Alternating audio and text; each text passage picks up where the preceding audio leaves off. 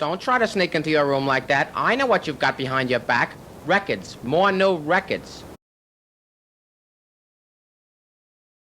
So, if you've been following my exploits since January of this year, you know I've done a lot of traveling. I've been all over the world. I've been to Hong Kong and Tokyo and Bangkok and the UK twice, once to interview Gerald Scarfe and then to go to SME and then to go to Air Studios and interview Phil Brown at his cottage and also go to Riga. I've done a lot of stuff, but there's one thing I haven't talked about this year. It's probably the coolest thing that happened this year, and that is in February, I got a call from the lead lawyer in the case of Quincy Jones versus the estate of Michael Jackson.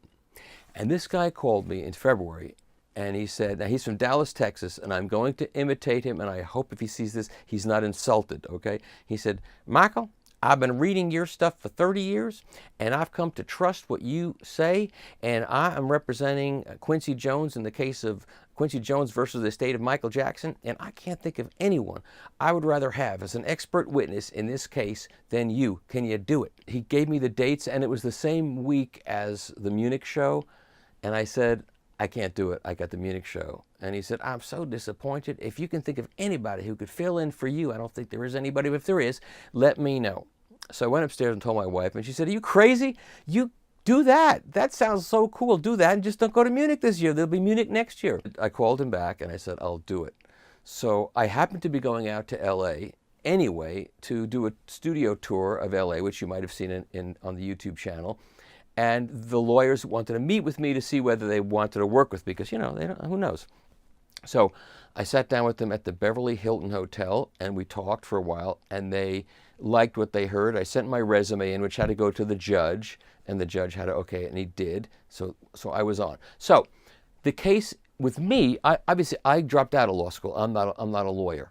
So they brought me on board to talk about the quality of the mixes, the remixes that were done without Quincy Jones being involved, and Quincy Jones's contract with Michael Jackson and then with the estate of Michael Jackson says that he is entitled to the right of first refusal for any remix or any use of the masters, which are owned by Michael Jackson.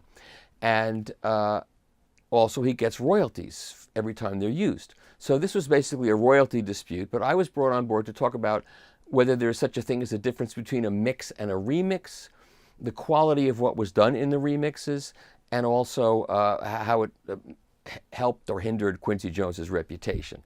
And, you know, when I took this on, I told them, I said, I can only be honest. So if you send me all this material and it's great, I can't do it. I can't get up there and say what I don't believe because that's not who I am. And they said, fine. So they sent me the Bad 25 reissue. They sent me This Is It, which was the movie that was done about Michael Jackson, and they sent me Immortal, which was one of the Cirque du Soleil shows, and I was going to go see the other Cirque du Soleil show and give them my opinion. So first I listened to Bad 25. So I have the original Bad, this one, and this was it's a Mitsubishi X800 recording and a Mitsubishi X80 mixdown, and Bernie Grundman mastered it, and I listened to it. I haven't heard it in a long time, and I certainly haven't heard it on this system, and it's a fantastic sounding recording. And Bruce Swedien, who's the engineer, is obviously a fantastic engineer who learned under Bill Putnam. And the recording is three-dimensional. No wonder Off the Wall, Thriller, and Bad were used in hi-fi stores all over the place to demonstrate hi-fi. So I play Bad, and it's three-dimensional and amazing. And then I put on the CD of Bad 25, and it's horrible. It has been crushed to death. I mean, so crushed that you can hear the compressor pumping, you know, taking this wonderful three-dimensional record and killing it. Why did they do that? Because they're idiots. Somebody is an idiot. I don't care. I don't think it's the mastering engineer. I think it's somebody at the label probably said, you know, the kids like it really loud, so make it really loud. I don't know what happened. Whatever happened, it was terrible. I called them right up and I said, I'm in on this case, if just for that. So I had to go get deposed. So after I listened to all of the material they sent me, I had to fly to LA and get deposed and sit in an office at Century Century Plaza. If you know the Yes album, going for the one with those two big towers, that's where I had to go. So I spent an entire day from morning till night being deposed. So they had the microphone on me, they had a camera on me, I was under oath, and I had to give them everything I was going to do at the actual trial, because you have to tell them what you're going to do. It's kind of a discovery process. So at the beginning, the defense attorney says to me, she says, Mr. Fremer, they try to chill me like they chill a football kicker, you know. Mr. Fremer, you know, there's a camera watching you, and it's going to be recording this whole thing. Are you comfortable with the camera on you? And I looked into the camera, and I went, I love the camera, and the camera loves me. And then I'm under oath, and the first question was, so Mr. Fremer, this is not like a normal conversation. This is, I'm going to ask a question, and you are not to answer the question until I finish asking it, so the stenographer can get it all down, and we don't talk over each other. Is that understood? And I said, so this is not like marriage? And my attorney kicked me out of the table. Anyway, I got deposed. I said everything I had to say. And then the trial took place in July. It wasn't in May, so I was able to go to Munich. So here's the plot I hatched. I said, we're going to bring a high-end audio system into the courtroom, and I'm going to teach the jury all of the language that I use to review records and hi-fi equipment. And then we're going to play them the original bad, not the record. We'll play them the original CD, because as I learned later, the original CD had all the dynamics on it. It was a tremendous CD for dynamics. And as they reissued bad, they crushed it, they crushed it, they crushed it. Each time it got crushed more until the bad 25 was totally crushed. And then it had some remixes with Pitbull. What Pitbull has to do with Michael Jackson, I don't understand. I thought that was a terrible choice. I mean, Pitbull's videos are kind of like very salacious, and they're like bad beer commercials. So all this was in my mind, and I was going to do this. But the important thing was getting a good hi-fi system into the courtroom and teaching the jury all of the language, and then playing for them the original bad with all the dynamics and all the three-dimensionality, and then this horrible crushed version. So I got my friend Meyer at Audio Salon in Santa Monica involved, and they brought into the courtroom a pair of Wilson Sabrinas, a Devialet amplifier, and a computer to play the files. And so a week before the trial, I had to fly to LA and spend the week there rehearsing and being ready for when they wanted me to be there. So I get a call, I go in and spent an entire day rehearsing. So first, you know, my lawyer says, so Mr. Fremer, what are your qualifications? And I give him my qualifications, what I've done, and then I go into this whole routine. And after about 3/4 of a day of doing it, we thought we had it locked. So then about 9 o'clock at night, they call in the expert witness expert. So this is a guy who's an expert witness on expert witnesses. And they call in the team psychologist. And they ask me to do this one more time. So we do it one more time.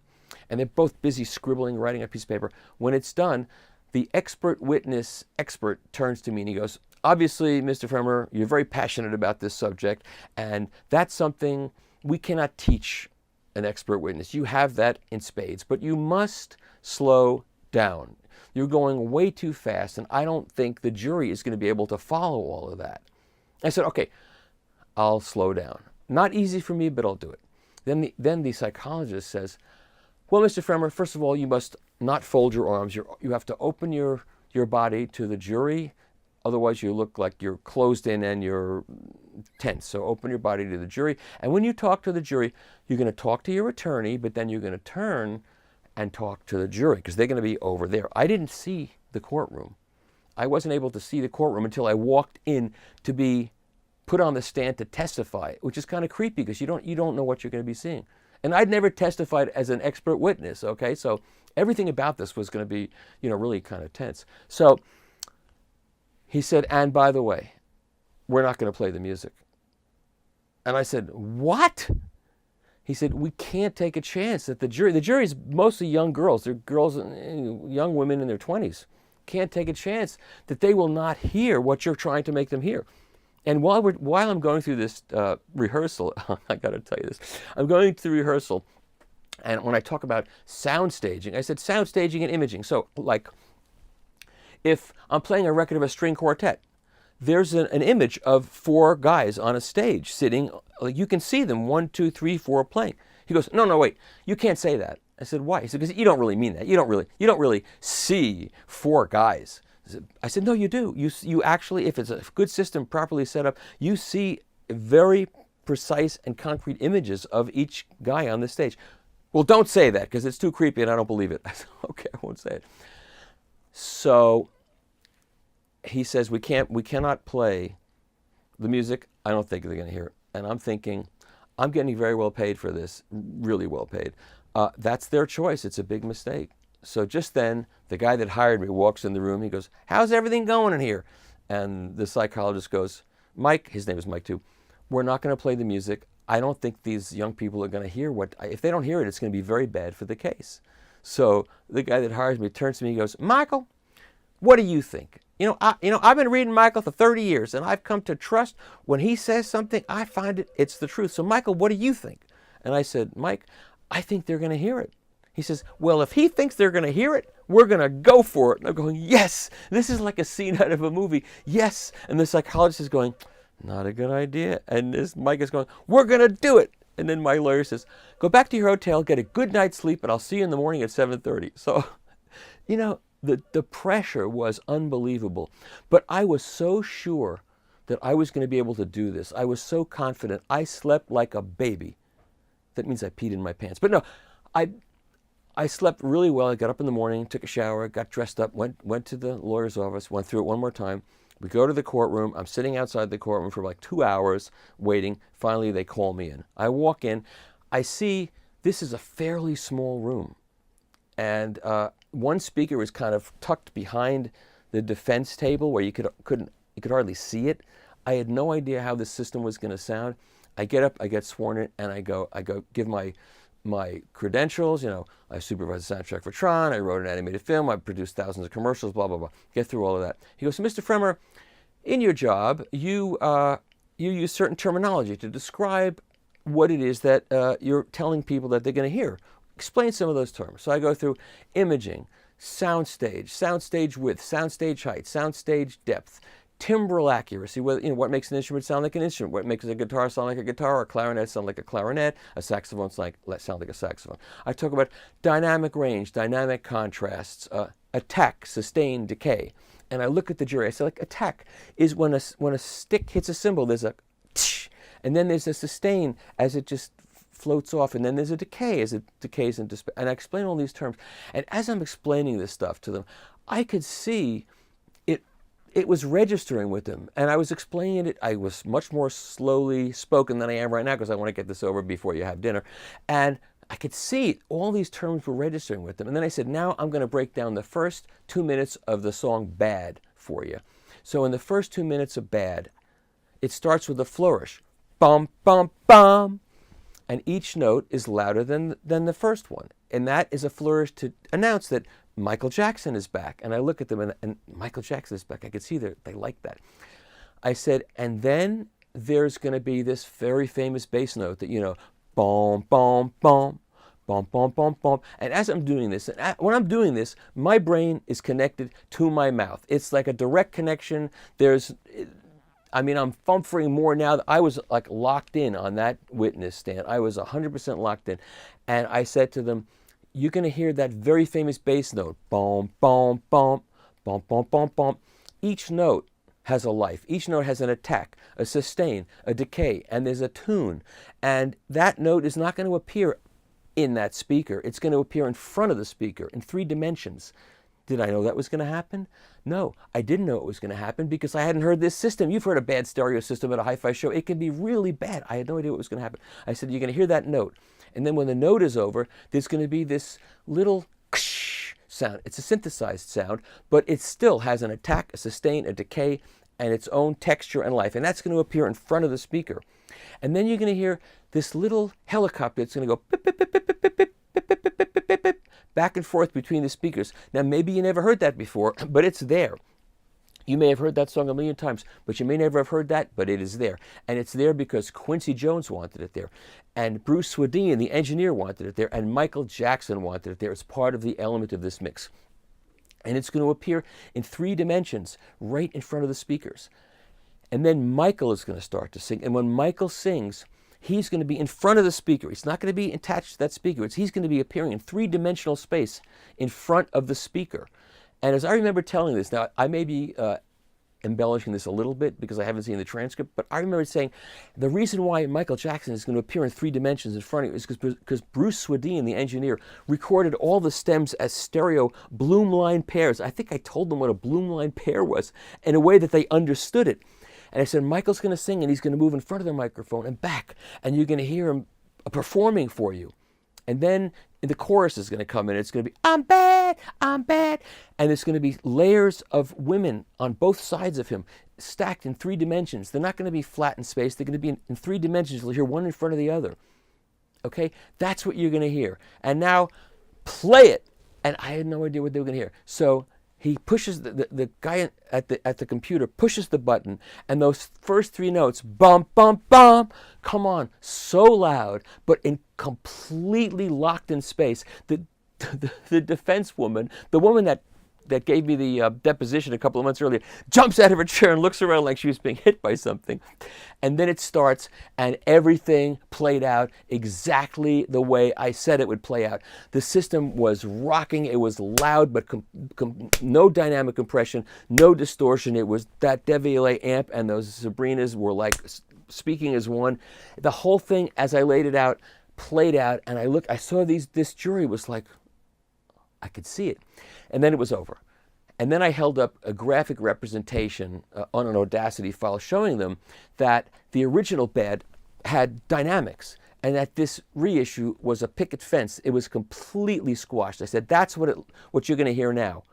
That's the version you're going to hear now. Play it. And they played it. And it was so bad. That version was so bad that even in the courtroom, even under these conditions, it was like everybody was, and I could see the defense team was like, what happened? What happened to that recording? It sucks. That's what happened to it. They ruined it. They completely destroyed it. And you could see that the jury they could hear this difference. And then it was over. And then I gave the rest of my testimony, and then I was dismissed from the jury stand.